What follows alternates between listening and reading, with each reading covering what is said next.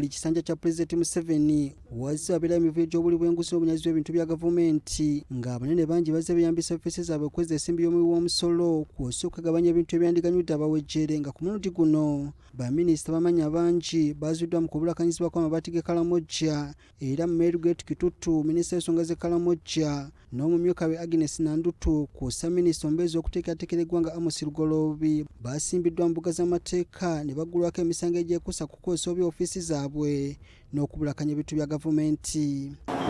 Is it true or it's not true?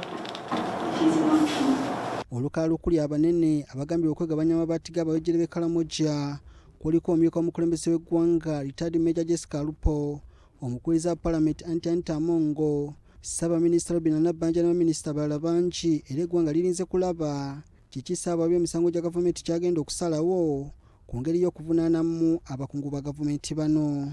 If somebody diverted the iron sheets, that's his or her problem. I did not receive iron sheets from Karamoja Affairs. Guno si gwe mulundi ogusoose okulaba abanene nga basimbibwa mu kaguli ka kkooti wabula abanene bangi bazze bakwatibwa ne bavunaanibwa nga ku mulundi guno twagadde okumanya obanga ddala amateeka agaliwo gasobola okuvunaana omumyuka wa pulezidenti Major Jessica Alupo, sipiika wa Paalamenti Anita Amongo, Ssaabaminisita Robinah Nabbanja singa ssaabawo emisango gya gavumenti akizuula tebalina okwewozaako ku byekuusa ku mabaati g'e Karamoja. Okusinziira ku mateeka nga bwe gali olwaleero, omumyuka wa pulezidenti Jessica Alupo asobola ddala okukwatibwa n'aggulwako emisango wadde ng'akyali mu woofiisi singa ssaabawabi wa gavumenti akizuula nti alina okwewozaako ku mugabo gwe yafuna ku mabaati g'e Karamoja. Mu musango gwa Profesa Gilbert Bali Bunkenke gwe yalopa mu kkooti etaputa ssemateeka ng'awakanya ekya Ssaabawabi wa gavumenti okumugulako emisango egyekuusa ku mivuyo egyali mu nsimbi z'okuteeka olukuŋŋaana lwa Kyogamu. Bunkenke ategeeza kkooti nti ng'omumyuka wa pulezidenti buli kye yakola akikolanga nga pulezidenti era tasaanye kuvunaanibwa kuba pulezidenti tteeka limu kugira obutaggulwako misango wabula essira abalamuzi mu musango guno baategeeza nga ssemateeka bw'atakugira omumyuka wa pulezidenti kuvunaanibwa misango era bwe yeesigama ku nsala ya kkooti eno, Jessica Alupo poliisi esobola okumukwata n'asimbibwa mu kkooti singa Ssaabawabi wa gavumenti amala n'akizuula nti alina okwewozaako ku by'amabaati g'e Karamoja. Kkooti etaputa ssemateeka yagamba nti weewaawo akawaayiro 1,200, 1,600 ne 1,800 kafuula omumyuka w'omukulembeze w'eggwanga vice president okubanga akola emirimu pulezidenti gy'akola singa pulezidenti aba amulagidde akole ki agikole. Tekamuwa immunity eyaweebwa pulezidenti mu kawaayiro 98 akatundu ak'okuna n'ak'okutaano. Immunity eyo yaweebwa pulezidenti yokka.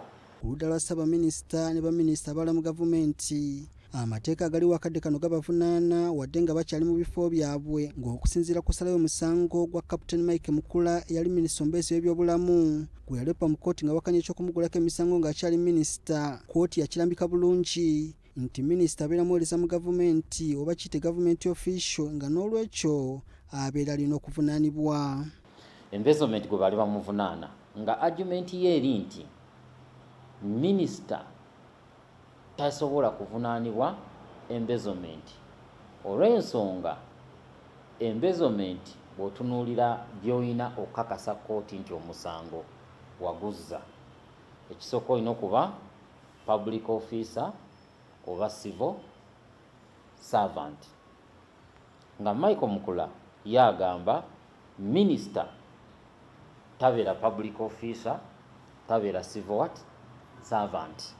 N'olwekyo talina kuvunaanibwa musango gwaki gwa embezzlement. Weewaawo kkooti yakkiriziganya ne Michael Mukula ku nsonga eyo mu embezzlement, ne kkooti yagamba nti era ekintu ekirala ekisobola okuvunaanisa omusango gw'embezzlement kwe kubanga oli government official. Naye olwaleero DPP bwe ntunula ku mpapula ze ku basofa abasatu ba minisita abamaze okugenda mu kkooti yo abavunaanye nga ba government officials. Sipiika wa Paalamenti Anita Amongo singa Ssaabawabi wa gavumenti akizuula nti alina okwewozaako ku by'amabaati g'e Karamoja, ssemateeka singa batakoleddwamu nnongoosereza Amongo aba alina okuvunaanibwa singa Ssaabawabi w'emisango gya gavumenti asalawo era asobola okukwatibwa n'atwalibwa mu kkooti wadde ng'akyali sipiika wa Paalamenti. Tewali tteeka lyonna ligamba nti talina kuvunaanibwa singa abazizza emisango gino egya nnaggomolo okugeza egiri mu tteeka lya penal code oba aga anti-corruption. Speaker avunaanibwa bulungi nnyo, teri tteeka na limu ligamba nti ali excluded.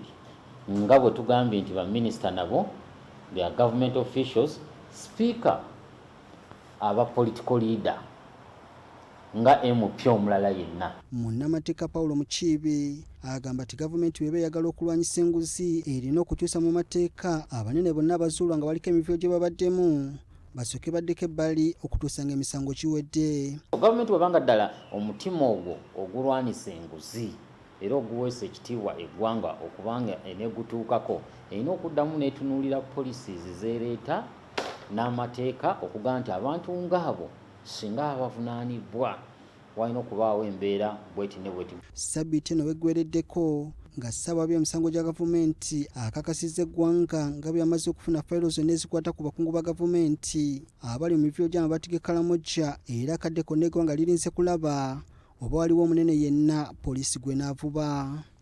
Robert Nestor Kayongo, BBS Terefayina, Ageesigika.